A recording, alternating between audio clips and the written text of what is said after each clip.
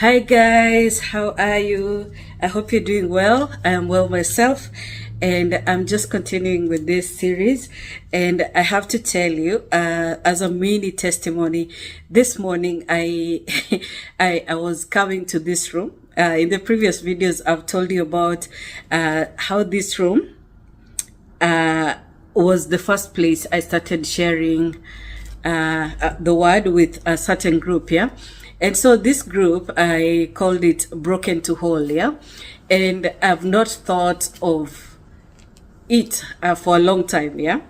And then I came here this morning, and in my mind, in the past week, I've been thinking, is God going to change my name? Or anything of the sort, yeah, in this newness, what is God going to do?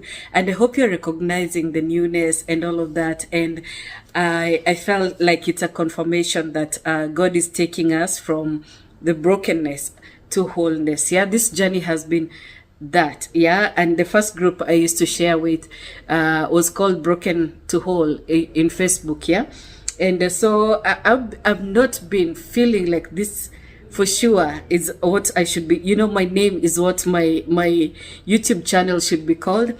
And for those who don't know, I came here sharing my journey of how we came abroad after 7 years, and I wanted to share that as a testimony and launch into the kind of content that people abroad are doing. But it's like God tricked me into doing this, and so it turned out like I would be helping, yeah, a very, very small audience that God had chosen, who could relate with the things that I was saying, especially those who are agitating for a change from a locational change, yeah. They want to live where they have been, and that kind of agitation, yeah, leads them to seeking knowledge, and that knowledge now sets them on a path, yeah, where they may find what God has hidden for them, yeah, or what God had planned for them since the beginning, but due to one reason or another, they found themselves not living the promise that God had given to them since the beginning of time, yeah. So God has a good plan for you, but a lot of things have been set against you so that you may not reach where you're going, yeah. But in due time, yeah, when the time is right, God will make all things beautiful because he is faithful, yeah. And it's sad to say that some people never see the end of it, because they were like right in the midst of everything that was happening in the family. These things that we suffer from, these things that where you find yourself as you go out into the world, things are not smooth for you. All these things stem from the family, yeah. So you find that your family is under one or two categories: blessed because they did right in the sight of God, or cursed because they disobeyed God, yeah. And if you read this Deuteronomy 28, you will see that as you come to a new land, yeah, there are blessings that God has for you. He has blessed his people in a certain way, yeah, and the curses would be opposite that. So if you disobey the instructions that God give, you find that you're living under a curse, yeah. So that is one category, actually, blessings or the curses because of disobedience or because of obedience, yeah. And then the second category is where somebody cursed your family, yeah, and they used a certain legality, which you have to understand what it was that they used against you so that God would let it happen and run its course, yeah. And then in due time, God will turn it all around, yeah. So on the first category, God promises that if his people will turn around, will humble themselves and seek him, he will settle their land, yeah. Second category is where somebody goes against you and sets you curses you, right? So that every time you go, as you're doing life, you only face a struggle, there's no ease for you. Your blessings do not come easily. There's trouble, so that you get used to it so much. Your offspring gets used to it, and it becomes like a way of life for you guys, yeah. such that even if like your kids will arise and ask you, yeah, what is happening in this family, you will say it's even better us, yeah, other people have it worse. But these kids, as they're coming up, they're recognizing that this is not normal, yeah. And so as you investigate, you realize that yes, a curse was allowed to work in your lives because somebody went against you, yeah, and they may have paid, they may have sacrificed blood, or blood, money, all of that, and they keep feeding certain altars that keep affecting you, yeah. So this may look like an exchange of destiny, where what you were blessed with to fulfill your purpose is not in operation anymore, but somebody else could be using it, yeah. The Swahili say kuibiwa nyota, yeah. So somebody else takes that special thing that God gave you, which is referred to as a star, yeah, stealing your star. But I will not go too much into that because that is not my calling. My calling is making a relation for the chosen one to see that what or the journey they are on is actually very intentional, yeah. So you don't think that you're cursed when you're actually called to save your generations, just like Joseph, yeah. The first people that he told that he was special through a dream, because dreams are godly, dreams come from God, yeah. And so this guy was born under very special circumstances to the love of Jacob's life, which is Rachel, and he was a very loved child, such that when the brothers went out there to take care of the animals, and the older brothers did that, he would be so closely working with his fathers, yeah. And even though he would be sent for on errands to go bring food to the brothers, more often than not, he would be very close to the father. And this father actually taught him how to take care of the land till how to just work on the land, yeah. And this would come into effect when he went to Egypt as he went to Egypt, being sold out as a slave, yeah. And then later he would interpret a dream, and the king recognized him and wanted to work with him, so that when he was given the task, yeah, it is said that your gift will bring you, or your skill will bring you in front of the kings, yeah. So when he translated that king's dream, the king put him in charge of doing this thing, yeah. So you find this story in Genesis. You should read all of it, because if you think your family is a bit different, it's very likely that you'll find all their secrets there, yeah. And so this guy in Egypt, he was put in charge of taking care of or actualizing the king's dream, which was that in the first 7 years there would be plenty of harvest, and in the second part of the 14 years that the king had dreamt about, there would be famine in the world, and a lot of people would come from other lands, and they would need to buy grain from Egypt, yeah. And so that would set Egypt on a good, on a good place, because they had the grain to sell, so they would have money. And for Joseph family in particular, and I'm sure it was a very small part of this whole Egyptian story, yeah. This was a very small tribe that came to settle, or to live in this land because of their brother Joseph, who, because the Pharaoh loved him so much, ended up having being allowed to have his people stay, and they were given a land in Goshen, yeah. So I wanted to just relate with your chosen ones, yeah, because when you see your journey happening in a way that is very peculiar, just know that there could be something that you're called for, yeah. And even though it may be very small, that when you go out here nobody seems to care, to your family it means a lot, because that could be the answer to everything that was hidden, everything that was done against them, every weapon that could have been fashioned against them. And God is leading you on a journey to finding knowledge, so that when you come with this knowledge, you'll be able to escape, right? According to Proverbs 11:9.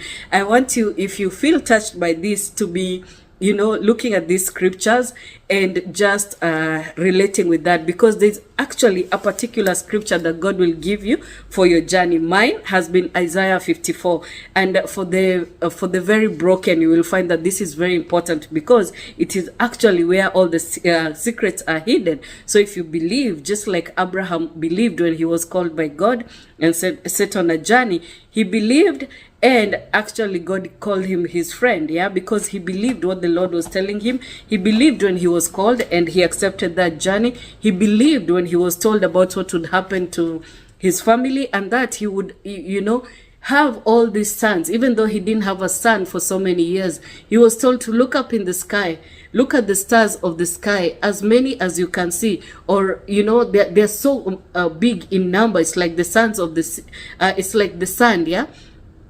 That will be how big your people will be, or your children will be. And he believed, it is Genesis 15 verse 6. And Abraham believed the Lord, and the Lord counted him as righteous because of his faith. His faith in God made him righteous, yeah. And let me tell you, there's nothing unique about that guy, because he's like you. Every time you answer God's call and you have faith that this God that I have had, I have felt, is able, willing, and ready to take me out of all these issues, and he's going to set me on a path that will lead to my success. Oftentimes we think of the success, we don't think of everything that will come with that, including being set free, finding freedom in God alone, and finding freedom especially for your family. So your people will be set free, their land will be healed, and they will become productive because of what the Lord has done, yeah. So everything that is done against you, whether it is curses or witchcraft, do you know what it does? It binds you, yeah. So you live like a slave, you live like a chained person, yeah. And today I just want to share some 5 points, yeah, that the chosen will find unique to them, yeah. And these are simple, they're not exactly what you may think about. They're not like big huge things, but you will notice that these are unique to your journey, especially when now you're coming into your awakening and you're looking around. You see everywhere you go, you're faced with this, yeah. Number one is uncertainty. You're never sure of what is going to happen, yeah, and you're never sure of where you belong, because there's nowhere you fit. You're different, you're special. Why the Lord allows this to happen is because and this is not just for one who is breaking chains. This is for one who is breaking spiritual chains, not physical chains, yeah. Because if you were set apart to break physical chains, your journey would look different. So this is for people who are like me. People who are breaking physical chains, you will see something different, almost opposite to this. Now, almost opposite to this. So we will do both, yeah. So uncertainty. So you may learn to trust people who are doing a spiritual journey. Remember, the spiritual is not like the physical, where everything is tangible and you can prove, yeah. It will be like science, you can prove this. If you come up with a theory, you'll be able to prove it, right? But with spirituality, it takes believing in God. Abraham comes up to Terah, I'm imagining, and he's like, I've been told to move away from the family and go to a place where God will show me. I'm imagining the only reason why Terah was able to come into agreement with this word and so give perhaps his permission or his blessing was because he had done that himself, yeah. He had left the land of Ur of Chaldeans, where it is where they originated from, and moved to Haran with his family, yeah, with his sons and their wives, yeah. And so we see Abraham is called from Haran, where his father Terah had moved. So Terah must have seen that, this is, something that is repeating in this family. So I'm going to let Abraham go, Abram, as they called him, and go and start his new thing. And maybe for good measure, he was like, okay, take Lot too. So if you're going into blessings, let this boy who doesn't have a father also go and gain, right? So I'm imagining that is how the conversation was like, yeah. So he wasn't certain of what would happen. We want certainty in this life, but it's not given to everyone. And so you will find that the chosen one looks as if they are lost, but it's very intentional. God intends to set them on a journey of faith, okay?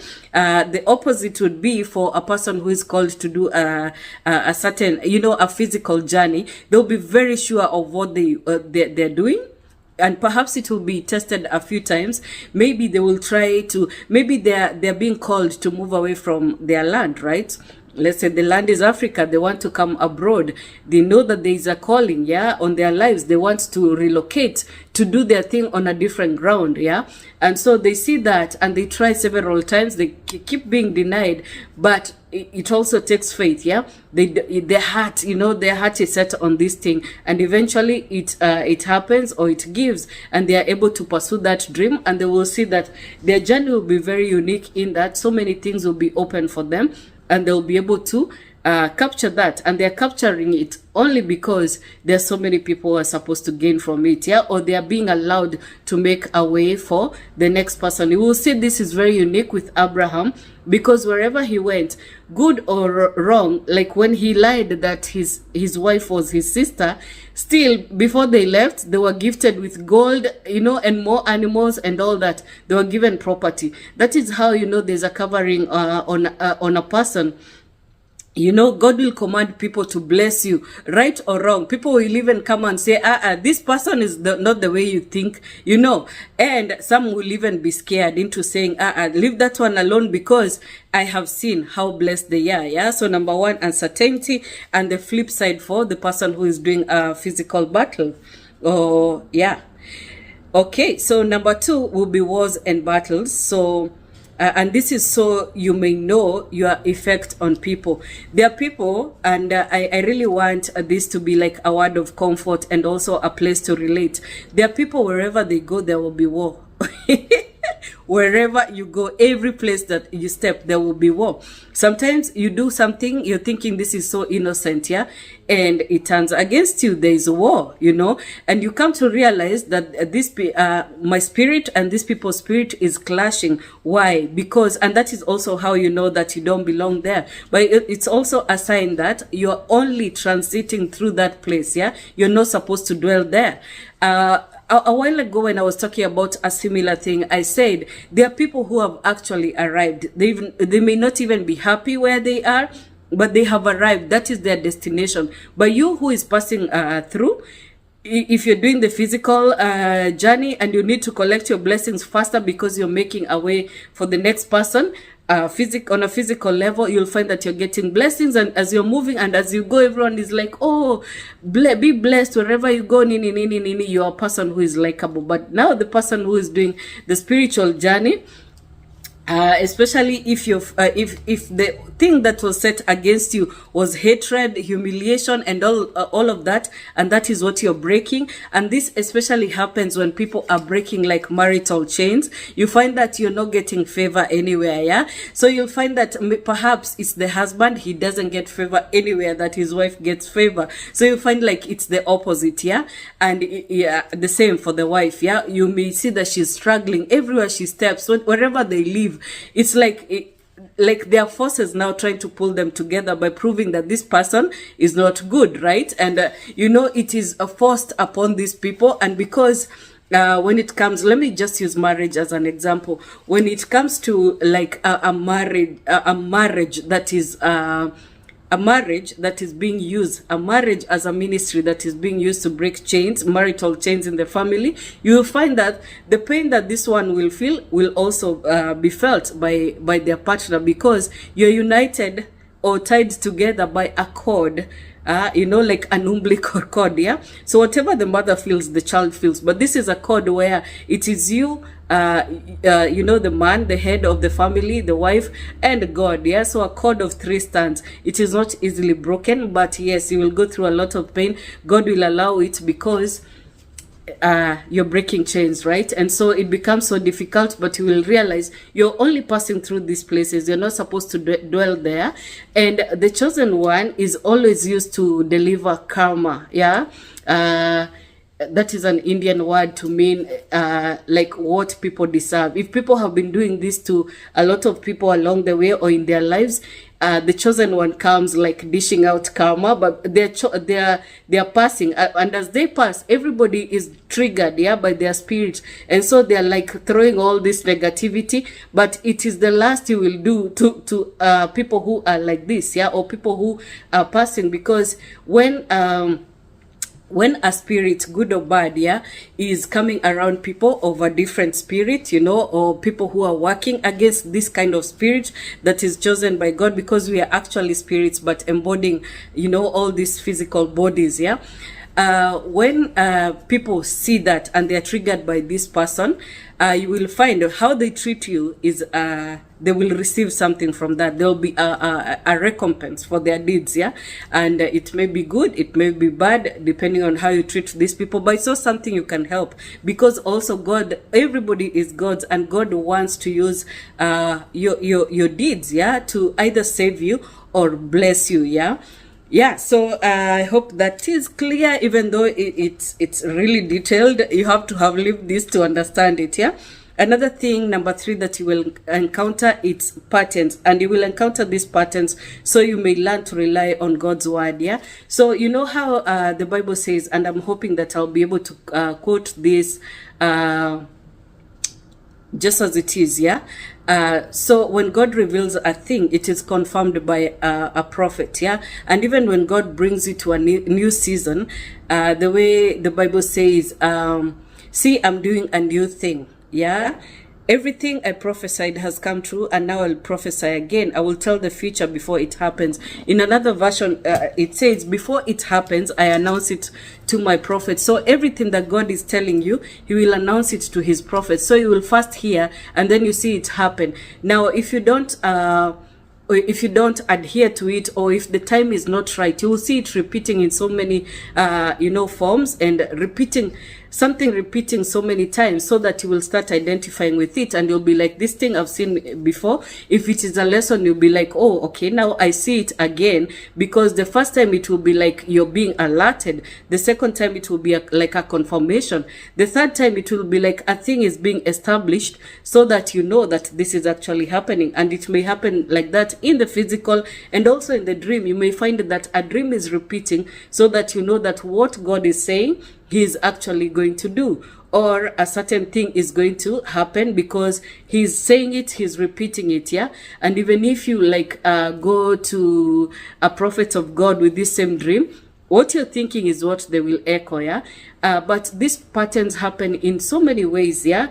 So wherever, maybe you're going to a workplace, you know, and the very same way that you came into a certain workplace and you had to leave, you see it repeating somewhere else, and you know that God is speaking to you, and he sends you to particular places for a particular thing, which also validates the second point. And then when it is time, he ushers you out in a particular way. And this is so you may learn to trust that this is him guiding you in and out of places, so that you may do the right thing, because you are on a journey, right? There are places you're not supposed to stick. And just to validate the chosen one, also we'll do some other videos, yeah, that shows the experiences that the chosen one will go through. So flip side also, for the one who is doing the physical journey, you may see patterns that affirm you, right, of more often. But for the chosen one, you're being urge to come up, yeah, and now start believing in yourself more, and know that this thing is happening. You're being shown mostly in the secret, and it's because it's gonna happen in the physical, yeah. And this thing, you see, it's happening for people who are actually chosen mostly to be prophets, yeah, among their people, right? Because all these things that we are given, all these abilities, it's to rescue our people from whatever it is that happened in the beginning. Another thing, and this makes people cry tears, rejection. Yeah, so we all want to be loved, we all want to be accepted, we all want to be heard, and this can be so confusing because being rejected, especially in the home place, because that is where it starts, it can keep you immature for very long, because a lot of people think that they're being rejected because of something in them. They don't know it is because of the greatness that is being seen in them. Yeah, and God is allowing it, because the faster you move, the faster you will reach your place, and God is very well able to wait for you if you're not getting it. And this you will see, because you'll be rejected, yeah, in so many places. You will not find the love, but God is actually growing you. He wants you to stop relying on people and small affections, yeah, because if you align with him, he will be able to settle your people. Now you see how Joseph was rejected by his own brother. Yeah, I want you to realize that when, as a chosen one, you're even, there's like spells cast on you. Yeah, this happens often to chosen people, because somebody is sabotaging their mission. Yeah, and so you find like so many people who are on a mission, and perhaps there's all this monitoring happening, and people realize that there's something in you that whenever you're even cast down, you're lifted up, and the devil, shoots that at you, you come out even stronger and better. They are able to monitor this pattern and notice this one has to be taken out.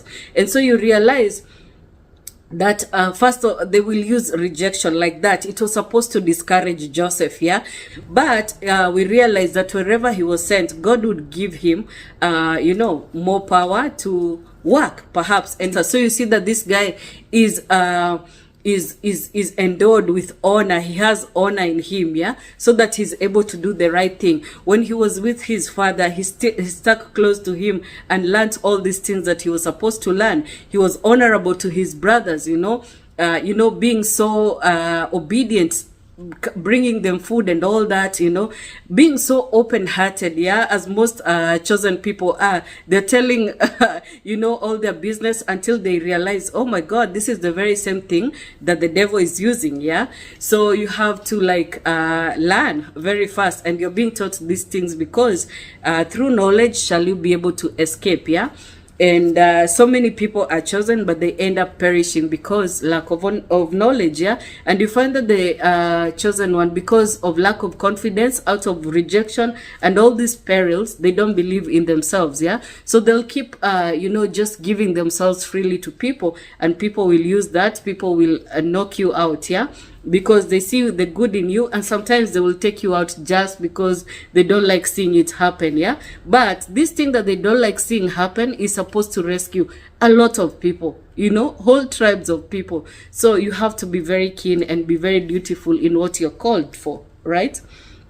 So rejection, so you may learn. Yeah, you're supposed to learn in everywhere you go. You're supposed to learn that, yeah, this is not for me. I came here to do something. I came here to pick something. I came here to relate with so and so, and then after a short while I will leave. Yeah, so this is not the place to settle. When you reach a place of settlement, you will know, because it will be so different, and the Lord will show you, and you will see that in that place you're able to live and multiply, whether it is blessings, whether it is, blessings of all kinds, yeah, including the size of the family, yeah, so that you may be able to learn and also be redirected. We talked about how rejection is a redirection, yeah.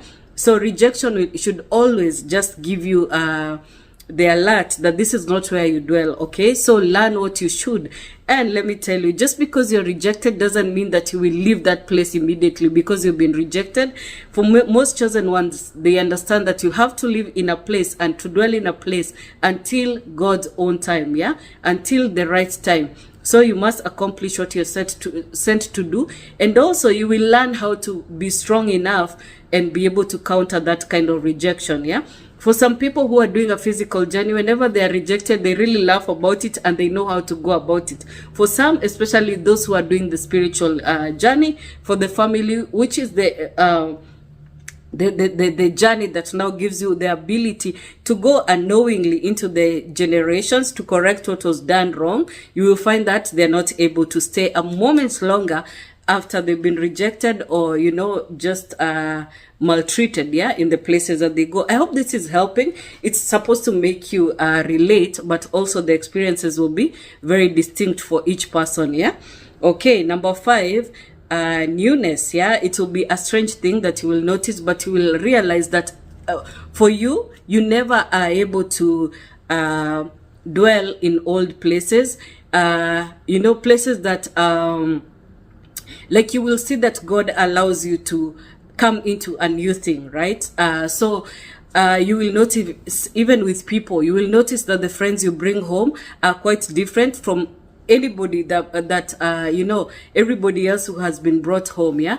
Like there are people who, when they come, when you bring home, they're able to relate with everyone, you know, and you know, family is always so unique in that whenever you bring a person, they'll want to know them and, you know, just relate with them. But for this person who is doing a spiritual journey, you will find that people are like, I don't like your friends, you know, and they will even fight that, you know, and then you or your friends will be introducing you to something that this family is not used to. Perhaps like if it's a teenager, your parents will feel like, you really changed after you met this person, or this person is introducing you to things I don't want you to be involved in. But it's the people who you meet that will be giving you a different experience, which will be so resounding in your spirit, and you'll find yourself wanting to go into places your family hasn't been, yeah. So God is using even the people he brings into your life to give you different experiences. And you will find that even as you grow older, or as you grow in experiences, you'll find that the things that you encounter are new and very unique to your family. Say if your family was like farmers, yeah, and for a long time everybody was comfortable doing this farming, you know, raising it to new heights, or just settling to what they have. You, even if you will come to do the same thing in the future, you will find that your angle will be so different, yeah. So maybe God will expose you. You will go to you know, abroad, to other places. You will go to, say, Israel and learn their way of doing agriculture. You will go to, you know, different places where they're using different technology.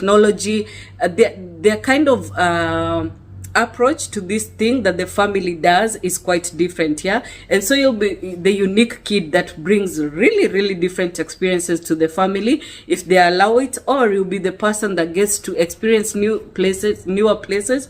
Perhaps you'll be the pioneer, or somebody else even in the family had ventured out and you notice that you're going further in the journey, most especially because you could be further also in the generations, yeah. So I hope that is helpful, the 5 points.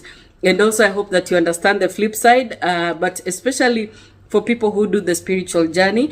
And like I said, I teach all these things from experience because I've lived these things, yeah, not from knowledge. So sometimes I may even say something, so please pardon me when I say something that may not make immediate sense. These things sometimes are just to be perceived, yeah, because perhaps it will take you a moment, yeah.